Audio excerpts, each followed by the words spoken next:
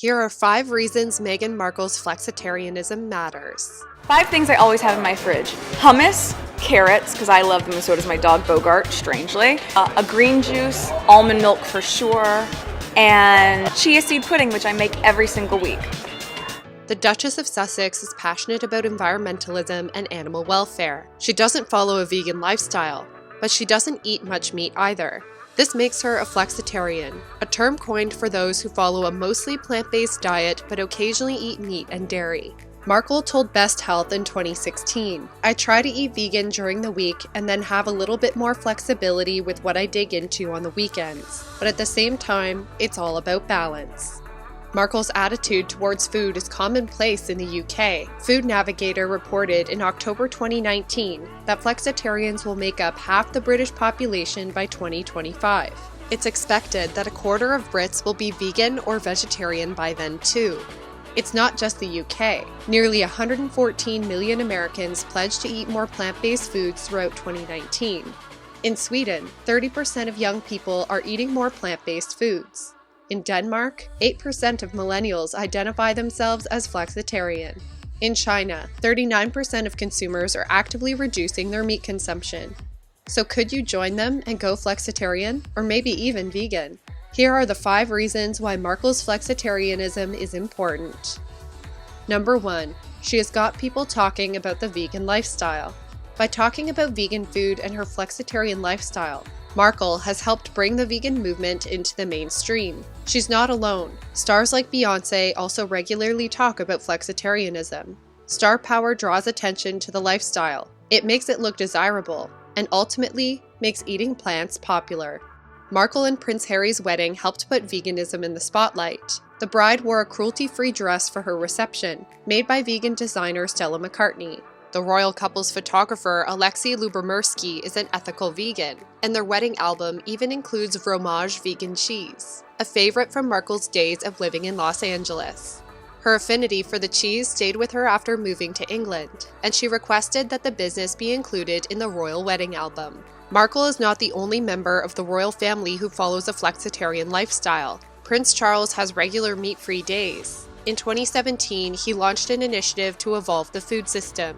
It aimed to bring long-forgotten plant-based foods back in a bid to help farmers move away from unsustainable monocultures. Princess Beatrice has adopted a plant-based diet, according to the Mail on Sunday. In celebration of her new lifestyle, she threw a vegan birthday party. Lady Amelia Windsor, the 23-year-old granddaughter of the Duke of Kent, could also be considering a plant-based diet. She asked her Instagram followers for tips on how to go vegan. Number 2, it's helping to save the planet.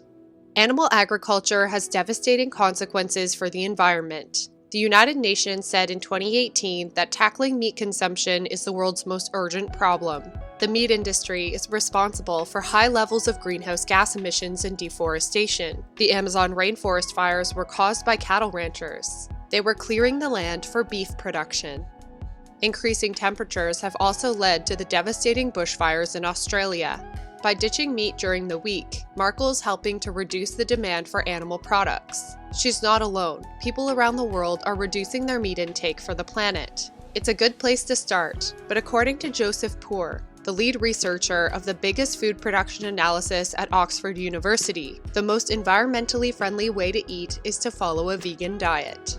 Poor told The Guardian, "A vegan diet is probably the single biggest way to reduce your impact on planet Earth. Not just greenhouse gases, but global acidification, eutrophication, land use, and water use. It is far bigger than cutting down on your flights or buying an electric car," he said, since these methods only cut greenhouse gas emissions. He continued, "Agriculture is a sector that spans all the multitude of environmental problems. Really, it is animal products that are responsible for so much of this." In the foreground is a beef farm, in the background is the Amazon rainforest. And if you look at this farm from satellite imagery, what you see is it's just one of millions of farms in Brazil carved out of what was pristine rainforest only 10, 20 or 50 years ago. Markle and Prince Harry are supportive of environmental causes. They urge their social media followers to support 17-year-old Swedish vegan climate change activist Greta Thunberg. Many people actually I should say many adults, dismissed her. Yet today, millions upon millions of young people have joined her fight. Youth climate activist organization This Is Zero Hour, primatologist and environmentalist Dr. Jane Goodall, climate change-focused organization the Leonardo DiCaprio Foundation, and wildlife conservation organization Elephants Without Borders were among the other Instagram accounts Markle and Prince Harry encouraged fans to follow and learn more about. There is a ticking clock to protect our planet, they wrote on their Instagram page, Sussex Royal. Only now we are starting to notice and understand the damage we've been causing. With nearly 7.7 billion people inhabiting this earth, every choice, every footprint, every action makes a difference. Markle's father-in-law, Prince Charles, is very vocal about environmental issues. He has even tried to convince President Trump that climate change exists. Number 3. Flexitarianism is boosting the vegan food market. Plant-based food is no longer the niche category that once took up barely any space in grocery stores. More consumers are interested in cutting back on animal products for their health and the environment. In fact, flexitarian demand is helping to boost the vegan market in general. According to vegan meat brand Beyond Meat, 93% of its customer base are meat eaters. In August 2019, research showed that meat eaters had consumed 216 million vegan burgers so far in the year. That patty is 100% plant-based protein. No way. Like no meat? That's plant? Plant-based burgers allow consumers to substitute without sacrifice.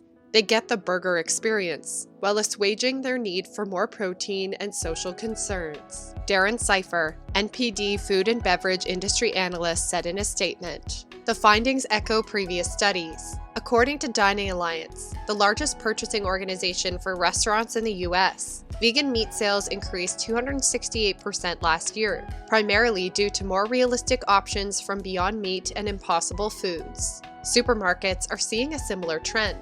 Nielsen data shows that 98% of plant-based meat buyers also buy meat. There is a seismic shift occurring in eating habits globally, creating a significant market opportunity. Most important, our research reveals that for most consumers, this has moved beyond experimentation into a permanent change brought on by health, lifestyle, and social factors," said Greg Paul, marketing leader for the beverage industry at DuPont Nutrition and Health. Number 4. It's better for your health. Markle's lifestyle is better for your health than eating a diet high in processed animal products. The link between processed meat, like bacon and sausages, and disease is well documented. An Oxford University study revealed that eating 3 bacon strips a day could increase cancer risk by 20%. The study was conducted on behalf of Cancer Research UK. Researchers analyzed 500,000 people's data over the course of 6 years. For every 10,000 people eating 21 grams of processed meat a day, for example, 1 slice of ham or a strip of bacon, 40 developed bowel cancer. For every 10,000 eating 76 grams a day, 48 were diagnosed with the disease. Red meat is also detrimental to health. One 2018 study analyzed the data of more than 120,000 people, collected over the course of 26 years. It found that those who ate the most inflammatory foods, such as processed and red meats, were 37% more likely to develop colon cancer. They were also 70% more likely to develop rectal cancer. High meat consumption can also increase the risk of other health conditions, including type 2 diabetes and heart disease. The vegan diet, on the other hand, has been shown to improve health.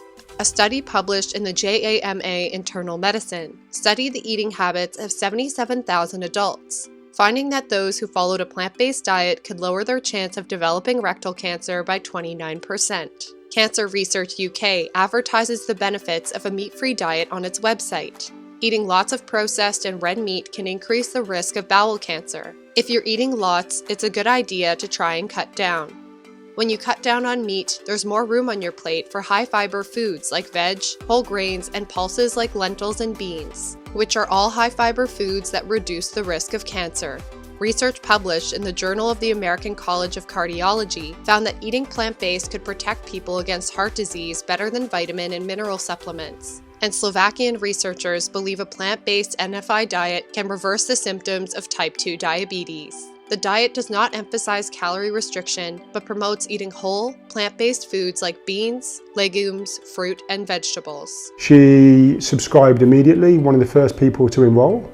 She followed the plans perfectly, was very, very active, never asked for a break because she really cared about her health and the way she wanted to improve.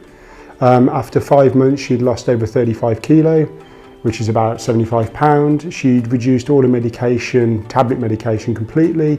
The diet was developed over a few years, looking at the interactions of chemicals within food and what effect they have on the body. David Hickman, one of the co-founders of the NFI diet, told Live Kindly in an email. From this, a diet was designed, which when followed by patients placed them into remission. This is all types of type 2 diabetics and with varying stages of the disease. Number 5. It reduces animal cruelty. Markle is against cruelty to animals. Over the past few years, many reports have surfaced claiming that Prince Harry has abstained from hunts because of the Duchess's concerns about animal cruelty. A royal insider told The Sun, Meghan is a keen animal rights campaigner and doesn't like hunting in any form. Like Markle, most people who eat meat are against animal cruelty, but they don't realize there's a link between the two. 99% of meat, dairy, and eggs in the US come from factory farms. Figures from the Sentience Institute show that 70.4% of cows, 98.3% of pigs, 99.8% of turkeys, 98.2% of egg-laying hens, and over 99.9% of chickens raised for meat come from factory farms. While there was limited data for fish, the study notes that based on living conditions, virtually all US farmed fish can be described as coming from factory farms. Factory farming is a cruel way to raise animals for food. Animals are kept in close confinement and may never get to go outside or see the sky. All animals raised for food face violence despite regulations. It's a common practice to castrate piglets and dock their tails just days after birth, according to the USDA's Swine Industry Manual. A Humane Society report revealed that cattle raised for beef are often faced with castration and dehorning without anesthesia. Ultimately, if the demand for meat lowers, fewer animals will suffer in factory farms. Flexitarianism is a step on the path to a kinder lifestyle. It is helping to carve the way for a food system that is compassionate towards animals, the planet, and our health. What do you think? Are you trying out a flexitarian lifestyle, or are you thinking of going vegan? Let us know in the comments below. Remember to subscribe and hit the notification bell. New videos every Tuesday and Friday.